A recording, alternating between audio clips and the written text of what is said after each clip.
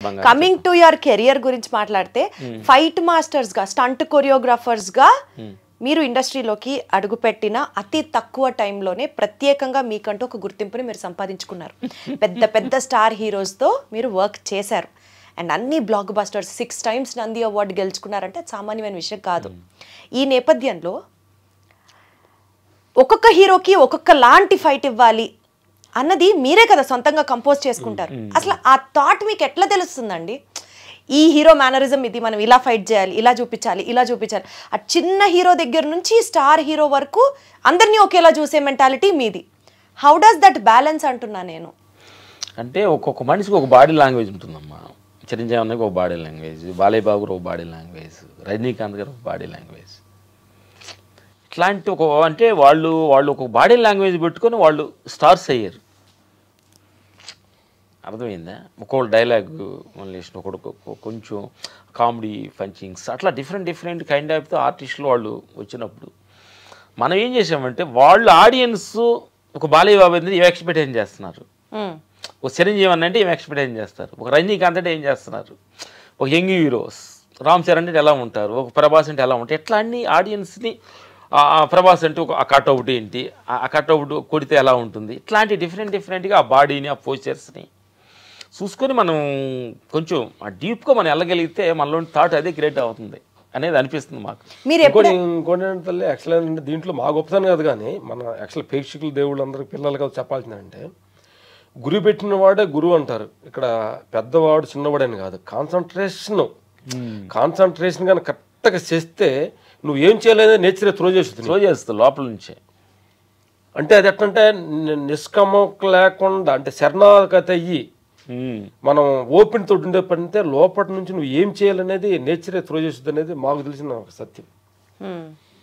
కాబట్టి ఆ సిచ్యువేషన్కి వెళ్ళినప్పుడు మన శరణాగతి అయ్యి మనస్ఫూర్తి ఇక్కడ దీనికి ప్రజెంటేషన్ చేయాలి జనానికి అనేది ఒక ఆ నిర్మల స్థితిలో ఉండంటే ఆటోమేటిక్గా నీకు ఆ క్రియేట్ వస్తుంది అనేది మేము చెప్తున్నాం.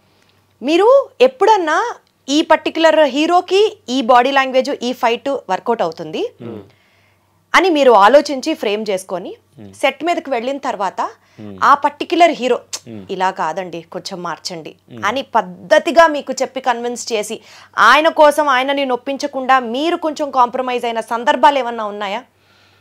ఎందుకంటే ప్రతిసారి మనం చెప్పింది అవతల వ్యక్తికి నచ్చాలి అని రూల్ ఉండదు కదా. ఇంకోటంటే అంటే వాళ్ళు చెప్పిన కాంప్రమైజ్ అవ్వాలి కాబట్టి అంటే పద్ధతిగా చెప్పట్లేదు, కొంతమంది రప్పుగా కూడా చెప్తారు. అవన్నీ చూసారా? అడగచ్చా ఎవరు అని అడగకూడదా? అట్టగా తల్లి ఏంటంటే ఒక డైరెక్టర్ ఉన్నారు అనుకో, నాకు ఇట్లే కావాలంటంలో వాళ్ళకి ఒక ఫిక్సేషన్ ఒక విజన్ ఉంటుంది.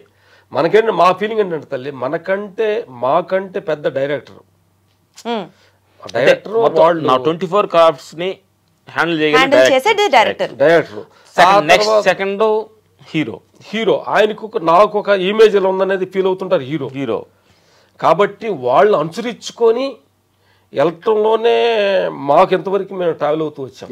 డైరెక్టర్ అండ్ హీరోని ఇద్దరిని బ్యాలెన్స్ చేసుకొని అంటే చెప్పే విధానంలో కూడా డెఫినెట్లీ ఉండాలి కదా. మనం ఏంటంటే అది చేసి చూపించి ఆ ఎమోషనల్ చేసి చూపిస్తుంటే వాళ్ళు కంటి ముందు అగపడుతుంది కదా. మా రవితేజ గారు అంటారు మీరు చేసేటప్పుడు పెద్దగా అంత ఎఫెక్ట్ అనిపించదు, చేసేటప్పుడు చాలా ఇది జరుగుతుంది విగ్గా ఉంటుంది, పిక్చరేషన్కి వచ్చేటప్పటికి దానికి అంత డెప్త్ కూడుద్ది అని అంటాడు. అంటే దాంట్లో ఏంటంటే మనకు తెలియకుండానే ఒక ఎనర్జీ క్రియేట్ అవ్వాలి ఒక విషయానికి. ఏం లేదు, మాకు మన సింహ సినిమాకి బాలయ్య బాబుది ఒక అరటి గెల్ల ఫైట్ల మధ్యలో ఫైట్ జరుగుతుంటుంది. వేసి ఇద్దరు పండబెట్టి అలా కొట్టేటప్పుడు 4 వస్తుంటారు అనగా ఒక పైకి వెళ్తారు. అంటే అక్కడ ఉన్న ఎమోషనల్ అంటే వీడు సవకముందే వస్తారంటారా మీరు, సస్తారు మీరు అనే ఎమోషనల్ ఇక్కడ ఉంది. అంటే వీళ్ళు కొడుతూ ఉండగా వచ్చారు వాళ్ళు మధ్యలో, అంటే వీళ్ళు ఫినిష్ అవ్వండి వస్తున్నారేంటి అన్నప్పుడు ఆ భయం అసలు ఆ క్లాస్ పడదు థియేటర్స్లో. అంటే మీరు చేసిన వర్క్ కి అప్రిసియేషన్ రావడం, థియేటర్ లో వర్క్ చూసిన తర్వాత అది అవుట్ రైట్ 6 నంది అవార్డులు వచ్చాయంటేనే అర్థమవుతుంది. నా ప్రశ్న ఏంటంటే మీరు ఎప్పుడన్నా అంత ఎమోషనల్ గా వర్క్ లో ఇన్వాల్వ్ అయిపోయి ఇది ఇలా చేయాలి అలా చేయాలని ప్లాన్ చేసి తీరా సెట్ మీదకి వెళ్ళిన తర్వాత ఇది కాదు అసలు, ఇది వద్దు, ఇది బాలా, నెక్స్ట్ వేరేదెవరో చెప్పండి అని అట్లా మిమ్మల్ని ఎవరన్నా హార్ష్ గా బిహేవ్ చేస్తే మీరు నొచ్చుకున్న సందర్భాలు ఉన్నాయా అన్నది నా ప్రశ్న. కాదు తల్లి, నేను అంటున్నాను మనిషి ఎప్పుడు కూడా 2 రకాలు మనం మనిషి ఉండగలగాలి. అవతాళులు మనం చెప్పగలిగి అవతాళులు మనల్ని చెప్పేటట్టుకు మనం ఉండాలి. అన్ని సందర్భాల్లో కుదరకపోవచ్చుగా. అట్లా ఉండాలి. ఉంటే అదే 2 రకాలైన పద్ధతులు ఉండాలి. మనం చెప్పి చూస్తాం, ఇది బాగుంది సార్ మా యోజన ప్రకారం అని అంటాం. లేదు అది బాగా దానికంటే ఇంకా బెటర్మెంట్ వేరే అది బాగుండదు అని అంటారు అనుకో. అప్పుడు ఏంటంటే మన పెద్ద మనిషి చెప్పినప్పుడు ఆటోమేటిక్ సరెండర్ అయ్యి దానికి యాక్సెప్ట్ చేయాలి. సో మీరు ఎప్పుడు నొచ్చుకోరు అయితే ఎవరన్నా? నొచ్చుకోను లేదంటే అంటే స్టార్టింగ్ లో కొద్దిగా ఇబ్బందిగానే ఉంటుంది. ఎవరు చెప్తే మీరు ఎక్కువ హర్ట్ అయ్యారు? అది యాక్చువల్లీ మమ్మల్ని నా పేరు సూర్య అనే సినిమాలో మేము చేసిన కంపోజిషన్ బాగాలేదని తీసేశారు మమ్మల్ని ఫైట్లో. అయ్యా కంపోజ్ చేసి అంటే కంపోజ్ కాదు అంటున్నాను నేను అనేది. ఎక్కడో వాళ్ళకి కనెక్ట్ అవ్వాలి అది.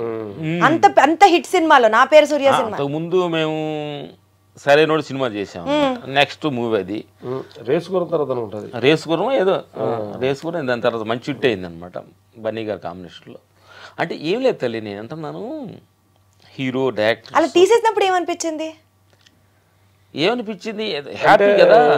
అంటే 2 రకాలైన పద్ధతి ఉంటుంది. అంటే తీసేసినప్పుడు మన వర్క్ కరెక్ట్గా వాళ్ళు అనుకున్నట్టు మనం చేయలేదేమో, బట్ నెక్స్ట్ టైం వచ్చేటప్పటికి వాళ్ళు అనుకునేలా చేయాలనే ఒక వైరాగ్యం, ఒక తెగింపు వస్తుంది, ఒక వైరాగ్యం వస్తుంది. అంటే మనం ఏంటి మన థాట్ ఏంటి, వాళ్ళకి నచ్చేలాగా మన థాట్ క్రియేట్ అవ్వలేదే, బట్ నెక్స్ట్ టైం మనం వాళ్ళకి నచ్చేలాగా చేయాలనేది ఒకటి. తర్వాత నేనేదో బాగా చేశాను అవతరాలు తప్పు అని చెప్పి దాన్ని మేనేజ్ తీసుకెళ్ళటం ఒకటి. మేము అనుకున్నాం అంటే మా తప్పు అనుకున్నాం. మీరు అలా అనుకున్నారు? అవతరాలు నచ్చినట్టు విధానం లేదు. అప్పటికే నా పేరు సూర్య అంటే మీరు ఎన్నో సినిమాలకు చేశారు, ఎన్నో అవార్డులు తీసుకున్నారు, అప్పటికే నచ్చలేదు అని అంటే కూడా మీరు హట్ అవ్వాలా. కమ్మకు 10 రోజులు షెడ్యూల్ క్యాన్సిల్ అయితే అరుణాచలం కొన్ని యాత్రకి వెళ్ళేసి హ్యాపీ కార్ వేసుకుని 10 days హ్యాపీ కొంచెం మైండ్ ఫ్రెష్ చేసుకొని మళ్ళీ ఎనర్జీ తోటి బయటకు వచ్చి ఆ షూటింగ్ యూనిట్ అందరికి థ్యాంక్స్ చెప్పి అది మేము వెళ్ళే పొజిషన్ కిచ్చా అని ఒక బ్యాంకాక్ మాస్టర్ తీసుకొచ్చేసారు. సరే అట్లయినా నా ఫైట్ పెద్దగా సినిమా కూడా ఫైట్ పెద్దగా వర్క్ అందుకని మమ్మల్ని కాదు అన్నారు, ఫైట్ చెందటం కాదు. అంటే సిచ్యువేషన్ ఏంటంటే ఆ ఫైట్లో ఎమోషన్ లేనందువలన అది మేము చేసినా ఎవరు చేసినా అది ఫ్లాప్. అది అంటే మనకి ఒక నెగటివ్ థింగ్ జరిగిన లైఫ్లో, ఒక నెగటివ్ ఇన్సిడెంట్ జరిగిన లైఫ్లో ఏమాత్రం ఫీల్ అవ్వకుండా దాన్ని ఛాలెంజ్గా తీసుకొని ఎంత మాక్సిమం బెస్ట్ గా వాడుకోవచ్చో దాన్ని అరుణాచలం అన్నారు, ట్రిప్ అన్నారు, మళ్ళీ ఎనర్జీ ఫిల్ చేసుకున్నారు. అలా వైకుంఠపురం అనే సినిమాకి కాంబినేషన్ చేసాం. Super hit. ఇది కదా మనిషికి కావాల్సింది అసలు. సూపర్ అసలు సూపర్. వైకుంఠపురంలో పాటలన్నీ చిత్తలార చెరపడు చాలా నడుచుకుంటూ పాట అసలు చేతిలో కోడి కత్తి అసలు వేరే లెవెల్ అది అసలు సూపర్ అసలు. ఇప్పుడు కూడా ఏంటంటే తల్లి మా ఫీలింగ్ ఏంటంటే తల్లి ఎక్కడైనా అపశయం కరెక్ట్గా మనం తీసుకోగలిగితే మళ్ళీ ఏ రోజైనా దానికి చెప్పుద్ది. దాన్ని ఈగోలాగా అట్ చేసుకుని మనం కుంగిపోవడం అవసరం లేదు. అపజయం అంటే వాటి ప్రాబ్లం ఏంటి దానికి షోమని. యాక్చువల్ ఏంటంటే ఇట్లాంటి తీసేయటాలు ఒక మనిషిని నీది బాగలేదు అంటాలు బాగుండే అంటాలు అనేది అది అంటే అది నేచర్లోనే గుణం ఉంది, నిరంతర మార్పు. రేయి పగల్లాగా అట్లాంటి సుఖ దుఃఖాల్లాగా నిన్ను సూపర్ అనే ఒక ప్లేసు, నీకు బాగలేదనే ప్లేస్లు అన్నీ కూడా మనిషికి నేచర్లోనే సహజంగా ఉండే డిజైన్ చేయబడి ఉంది. అది అర్థమైంది తర్వాత అంటే దీన్ని మనం తప్పుగా అర్థం చేసుకుంటే పొగిడినప్పుడే నిరంతరం పొగడంపులకే మనిషి ఉంటే నిరంతరం అహంకారంతో ఉరిగిపోతాడు మనిషి. కాబట్టి అప్పుడప్పుడు తీసేయటాలు తక్కువ మాట్లాడటాలు వస్తేనే బ్యాలెన్స్ అవుతాడు. ఒక ఫెయిల్యూర్ కి నా జీవితంలో ఇంత గొప్ప నిర్వచనం నేను వినలేదు, విని ఉండనేమో కూడా నాకు అర్థం కావట్లేదు. కుర్రోళ్ళు కూడా యూత్ అంతా కూడా తెలియాలి 100%. అందుకనే అడిగాను నేను ఆ ప్రశ్న, మీరు ఫెయిల్యూర్స్ ని ఎలా హ్యాండిల్ చేస్తారు అని అందుకనే అడిగాను. మా జీవితంలో సక్సెస్ కంటే ఫెయిల్యూర్ ఎక్కువ ఉన్నాయి. అవునా? మీరు అసలు షార్ట్ టైం లోనే అంత పేరు సంపాదించుకున్నారు కదా. పేరు ఇచ్చిన పేరు మాకు తెలుసు. చెప్పరా ప్లీజ్, అవే మా యూత్ కి. ఫస్ట్ టైం మేము చెన్నై వెళ్తాడు, ఇది మంచి డ్రీమ్ అనమాట. అంటే కళ్ళం నీళ్ళిద్దరం సట్లు తడిచిపోయిన ఏడిసిన రోజు ఇది. అయ్యో. రాజు మాస్టర్ గారు చెన్నై వెళ్దాం అన్నారు, ప్యాంట్లు కొనుక్కుంటారు వేసుకుందాం అన్నాడు. అంతా వెళ్ళి ప్యాంట్లు కొనుక్కున్నా మా ఊర్లో అందరికి సినిమాకి వెళ్తున్నాం వాళ్ళందరూ యాంగ్జైటీ వేసేసేయి చిన్న సంచి ప్లాస్టిక్ సంచులు బట్టలు పెట్టుకున్న అందరూ బాగా చెప్పేసి అందరూ వచ్చాం. నైట్ కరెక్ట్గా వచ్చే నైట్ 10 o'clock ట్రైన్ సర్కార్ ఎక్స్ప్రెస్ చెన్నై. అది కరెక్ట్గా ఆ రోజు గాలి దోన వాసన ట్రైన్ లాగిపోయింది. రాజు మాస్ దగ్గరికి పొద్దున్నే ట్రైన్ ఆయన కూడా వెళ్ళలేదు. పొద్దున్నే వెళ్ళాము. వెనకలనే నా కొడకలారు మీరు ఐరన్ లెక్క అనుకుంటాను ట్రైన్ లేకపోయి అన్నాడు. అంటే చూడండి అంటే ఎన్నో ఆశలతో వచ్చాము. సరే సాయంకాలం వెళ్దాం కాదు రేపు వెళ్దాం అన్నాడు. ఎల్లుండి వెళ్దాం అన్నాడు. రేపు వదిలేయండిరా బాగలేదు ఎల్లుండి వెళ్దాం అన్నాడు. సరే అని చెప్పి ఇంటికి వెళ్ళాలంటే ఏం అర్థం కాలేదు. ఇంట్లో ఏమంటారా అంటే ఊరు కదా విలేజెస్ కదా పెద్ద హైపిచ్ వచ్చారు. చెప్పేసి వెళ్తున్నాం వచ్చాము. మళ్ళీ సాయంకాలం వెళ్తున్నామని మళ్ళీ బ్యాగ్ ఇంటికి వెళ్ళాము. అందరూ సైలెన్స్గా అక్కపడకుండా చీకటి పడ్డ పొగులంతా ఉండి చీకటి పూనుకున్నాక వెళ్ళాము. మరుసటి రోజు వెళ్దాం అన్న మనిషి ఈ రోజు వెళ్ళిపోయాడు. మీకు చెప్పకుండా వెళ్ళిపోయాడు. అయ్యో రాజు మాస్టర్ గారు మళ్ళీ బట్టలు తీసుకొని ఎల్లుండి అని చెప్పి వచ్చి మళ్ళీ మళ్ళీ ఊరంతా హాయి చెప్పి ఇవాళ వెళ్తానని వచ్చాము. ఆయన లేడు. అట్లాగా నాగార్జున గారు అంటే యాక్చువల్ అంటే అపజయాలకే మీకు కొన్ని తెలియని విషయాలు. ప్రతి వాళ్ళకంటే రాములు సూపర్ ఉంటారు కాబట్టి కొన్ని విషయాలు. నాగార్జున గారు సినిమా ఒకటి సినిమా సినిమా చేశారు. మంచి హిట్ అయింది సినిమా. దాంట్లో పెట్టుకున్నప్పుడు కూడా బాగా అప్పుడు స్టాప్ కమ్మింగ్ లో ఉన్నప్పుడు ప్రతి సినిమా నాగార్జున గారు చేస్తున్నా అన్నప్పుడు కూడా అది పెట్టి కొంచెంసేపటికి అంతే మేము ఓకే అనుకున్న తర్వాత మళ్ళీ అది తీసారంటే కదే అట్లే ప్రతిదీ. అంటే మీరు సక్సెస్ లో మేము చూసేవి కాదు ఫెయిల్యూర్స్ కూడా చాలా. సక్సెస్ మీరు చూసారు ఫెయిల్యూర్ మేము చూసారు. అప్పుడప్పుడు సక్సెస్ చేయలేదు సూపర్ అన్నప్పుడే మీకు అగపడ్డాయి. వాళ్ళు తీసేసి మీకు అగపడలేదు కదా. అవి మేము చెప్తున్నాం మీకు. ఫస్ట్ ఫైట్ మాస్టర్గా మేము అడిగాము మాకు కార్డు ఇవ్వనన్నారు. మీరు ఎవరి దగ్గర అసిస్టెంట్కి వెళ్ళలేదు మీకు అంత నాలెడ్జ్ లేదు ఇవ్వనన్నారు. అట్లా ఏది కూడా మేము ఫస్ట్ స్టెప్ ఏది కరెక్ట్ సక్సెస్ అవ్వలేదు. అంటే ఎందుకంటే జనానందరికి కూడా తెలియాలి అంటే నిరంతరం అనుకోగానే అన్ని జరగకూడదమ్మా. అది నేను అంటున్నా. అన్ని జరిగితేనే అప్పుడప్పుడు గుండె ఈసీజీ గ్రాఫ్ లో పైకి కిందకి ఉంటేనే మనిషి బతికినట్టు. స్తబ్దుగా ఉందంటే అందుకని అప్పటి అదే మనకి ఎన్టీఆర్ గారు ఏదో ఒక సినిమాలో అది అదే మన ఒక సినిమాలో ఏదో సినిమాకి క్లాస్ వరకు పిలిచారు మమ్మల్ని. పిలిస్తే మేము లొకేషన్కి వెళ్ళినామన్నా బాబుకి నచ్చక మధ్యలో నుంచి వెళ్ళిపోయారు. అయ్యో అంటే స్టార్టింగ్ పీరియడ్ లో అట్లాంటి ఒక అందరు ముందర సడన్ గా హీరో వెళ్ళిపోయాడు నేను చేసింది నచ్చట్లేదు వర్క్ అని అంటే మీకు అది ఇన్సల్ట్ గా ఆ మినిట్ కైనా అనిపిస్తుంది కదా. చిన్నదనంగా అనిపిస్తుంది కదా. సిచ్యువేషన్ ఏంటి మనం చేసిన పని నచ్చకుండా వెళ్ళాడు. ఇంకా చిన్నతనం ఏముంది నచ్చలేదు అనుకోవటమే. ఇంకోటి ఏంటంటే ఇంకా అంటే మనం ఏంటంటే ఇప్పుడు కూడా మేము ఏంటంటే మాకు ఇప్పుడు కూడా మాకు అవమానం పరిచినా కానీ చేసినా కానీ ఇప్పుడు కూడా భగవంతుడు సాక్షిగా మనం ధర్మంగా ఉంటున్నాం. ఏ రోజు మనం ఓడిపోము మంచి జరుగుద్దని ఎప్పుడు మాలో ఒక నమ్మకం ఉంటుండేది. ఇప్పుడు ఇది ఇంకో సిచ్యువేషన్స్. చెన్నై వెళ్ళిన తర్వాత ఒక 6 నెలలు ఉన్నాం చెన్నైలో. సినిమాకి వెళ్ళిన తర్వాత రాజు మాస్టర్ గారు అన్నాడు ఈయన కార్డు రావట్లేదు మీరు వెళ్ళి ఊర్లో పనులు చేసుకోండి కావాలని పిలుతానన్నాడు. మళ్ళీ వచ్చి బ్యాగులు పక్కన పెట్టి మళ్ళీ కోతలు గేదెలు మేకలు కొలుతుంటే ఆ సూటిపోడు మాటలు ఎట్లా పడారు. అట్లాంటి ఏంటంటే మనిషి విజయాలనే మనం ఎంజాయ్ చేయటం కాదు అపజయాలు కూడా ఎంజాయ్ చేయాలి. మీరు ఫీల్ అయ్యారు ఆ టైంలో కానీ మీకు మీరు నచ్చ చెప్పుకొని మళ్ళీ మీకు మీరు మోటివేషన్ తెచ్చుకొని అంటే ఫీల్ అవ్వటంలో కూడా మనస్ఫూర్తిగా అంటే మనం చెయ్యని తప్పుని దాన్ని చేసినప్పుడు మనకు చేయలేని అవకాశం లేనప్పుడు దాన్ని రిసీవ్ చేసుకోవాలి మనిషిని అనేది. ఇంకోటి ఏంటి తల్లి నేను ఏంటంటే మనుషులకు 2 కళ్ళే విశ్వానికి అనంతమైన కన్ను ఉంది కాబట్టి ఆ కన్నులో పడ్డ మనిషి ఎప్పుడు ఓటమి చెందదు. మనుషుల మధ్య ఓడిపోయినట్టుగా భ్రమించవచ్చు భగవంతుడి దృష్టిలో గెలిచినట్టు. అది అది అది కరెక్ట్ అయిన పొజిషన్స్ లో ఉండాలి. మనం ఏదో రాంగ్ రూల్స్ వెళ్ళి ఓడిపోయామని చెప్పి ఆయన మీద అకౌంట్ వేయకూడదు. మనకు భగవంతుడు రోజు చెప్పడు కదా నువ్వు కరెక్ట్ ఉన్నావా తప్పున్నావా అని. కాబట్టి మనకు ఆ మోటివేషన్ రావాలి కదా.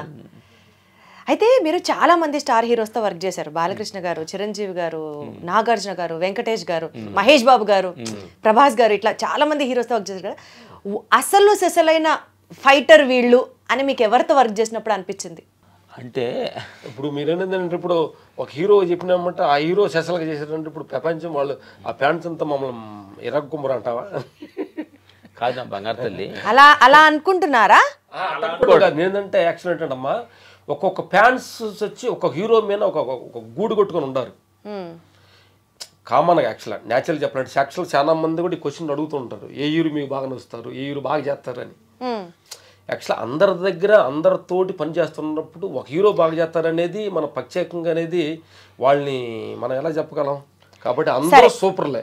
సరే, అయితే దీన్ని ఎలా మార్చచ్చు అంటే, నేను తెలుసుకోవాలనుకున్న పాయింట్ని ఇప్పుడు మీరు ఈ సెన్సిటివ్ జోన్ ఉందన్నారు కాబట్టి ఎలా అడగచ్చు అంటే, బాలకృష్ణ గారి పని చూశారు, చిరంజీవి గారి పని చూశారు, ప్రభాస్ గారి పని చూశారు, XYZ అందరి పనులు మీరు చూశారు. ఒక్కొక్క స్టార్ హీరో దగ్గర నుంచి ఈ గుణాన్ని మనం నేర్చుకోవాలి అని మీరు ఫీల్ అయింది ఏంటి? చిరంజీవి గారి నుంచి ఏం చూడాలి, బాలకృష్ణ గారి నుంచి ఏం చూడాలి, ఏం చెప్తారు? అది బెస్ట్ క్వశ్చన్ కదా, బాగా చెప్పానా? మేము క్వశ్చన్ దీనికి ఆన్సర్ కరెక్ట్ నువ్వు ఇంకొక డైరెక్షన్లో అడిగావు. అంటే యాక్చువల్ అంటే మేము ప్రతి హీరో దగ్గర కూడా ఒక్కొక్క పాయింట్ నేర్చుకుంటాం. ఎగ్జాక్ట్లీ. చిరంజీవి అన్నయ్య కంపోజ్ చేస్తుంటాం, అంత వేరే మాట్లాడుతుంటాడు, ఫ్రెండ్స్ తోటి చైర్లో కూర్చొని మాట్లాడుతుంటాడు, లుక్ మొత్తం చేసే పని మీద చదువుతుంటాడు, కంపోజ్ మీదే. మనం ఆయన చూడలేదు కావాలి, అన్నయ్య ఎట్ట వచ్చింది ఎట్లా పర్లేదు కానీ అంటాడు, చక్కని చేస్తాడు. అది అంటే ఆయన ఎక్కడుండా పని మీద దృష్టితో ఫోకస్. అది మెగాస్టార్ అంటే. స్టార్ అంటే ఎందుకనంటే అసలు ఏమీ ఒక బ్యాక్గ్రౌండ్ లేకుండా ఆ టైంలో అలాంటి ఒక డిఫరెంట్ కైండ్ ఆఫ్ తోటి వచ్చారంటే ఆయన దగ్గర ఏ క్వాలిటీస్, షో మనీ క్వాలిటీస్ లేకపోతే ఎలా వస్తారు? Correct correct correct correct. Balayya గారి దగ్గర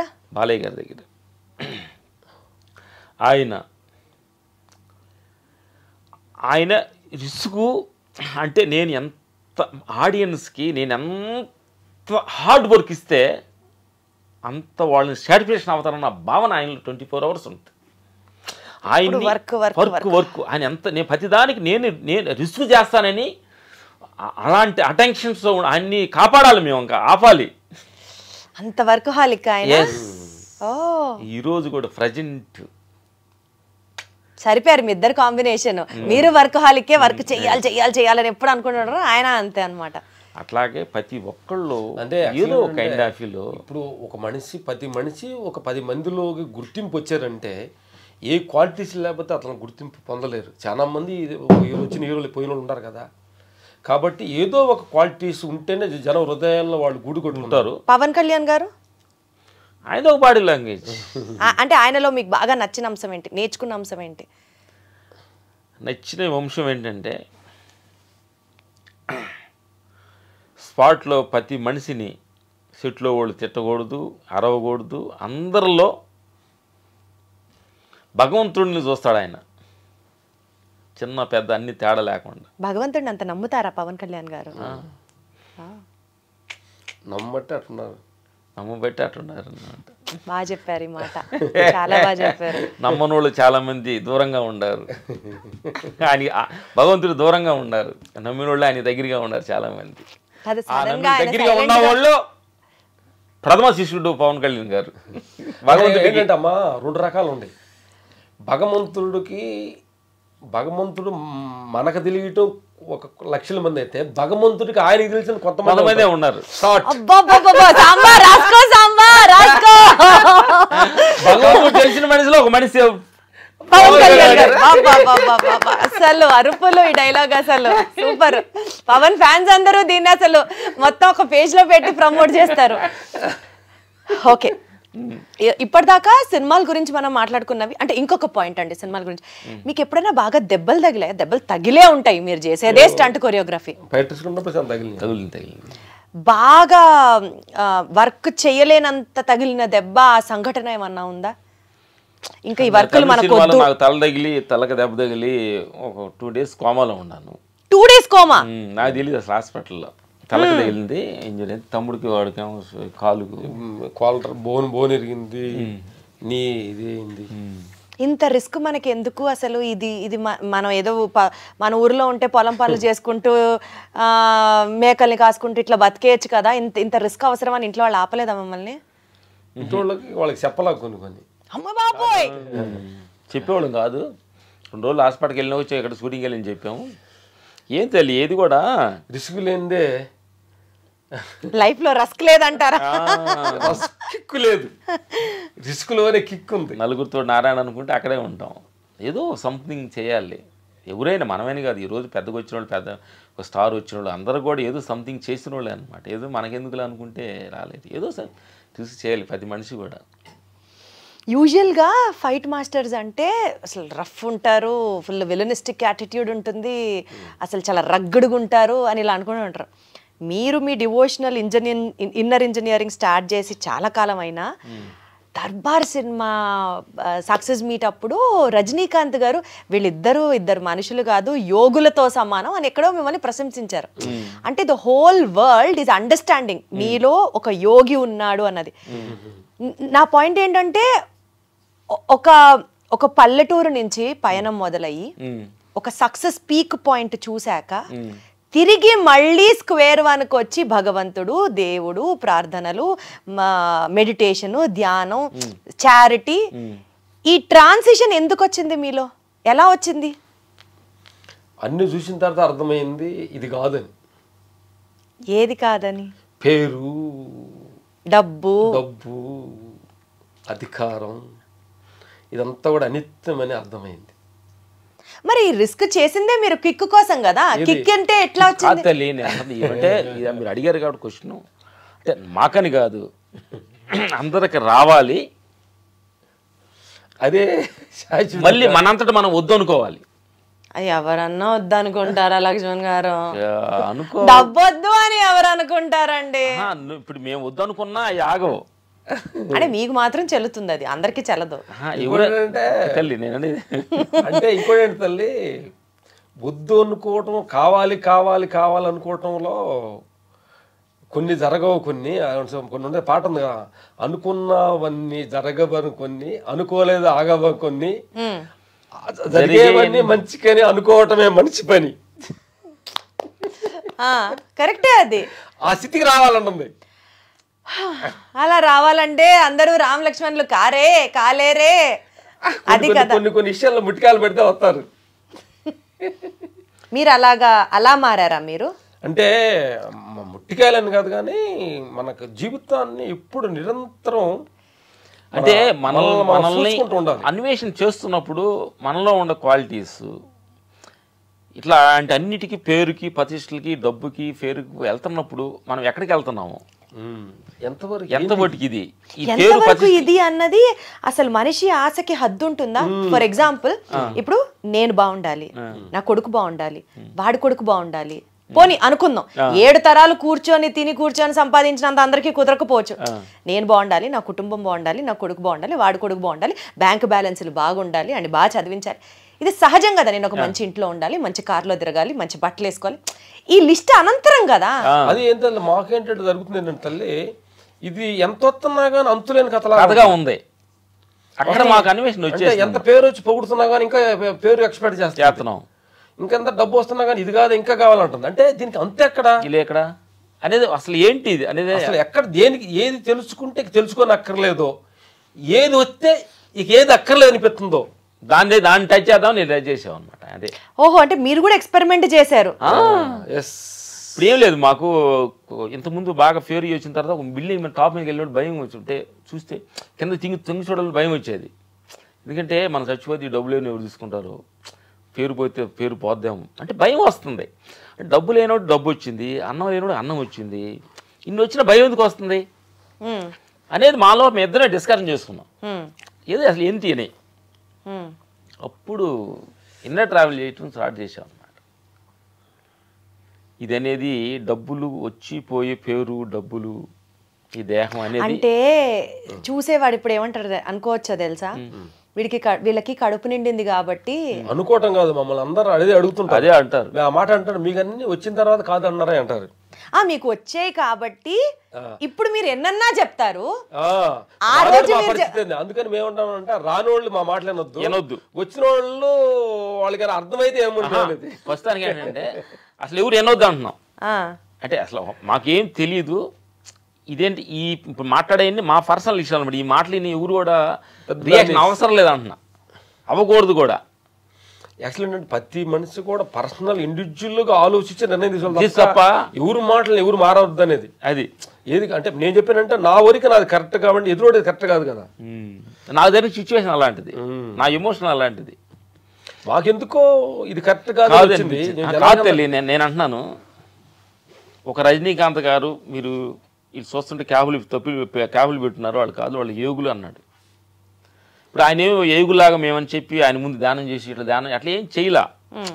మన నడవడిక, మన మాట, మన తినేది దీన్ని ఆయన గెస్ట్ చేసేది. అట్లే ఆ నడవడికి ఒక ఆర్టిస్టే మనల్ని గెట్టేసి యోగులు అన్నారంటే మనం సృష్టించిన ఒక భగవంతుడు ఉన్నాడు కదా, ఇప్పుడు ఆయన గెస్ట్ చేయలే మనల్ని.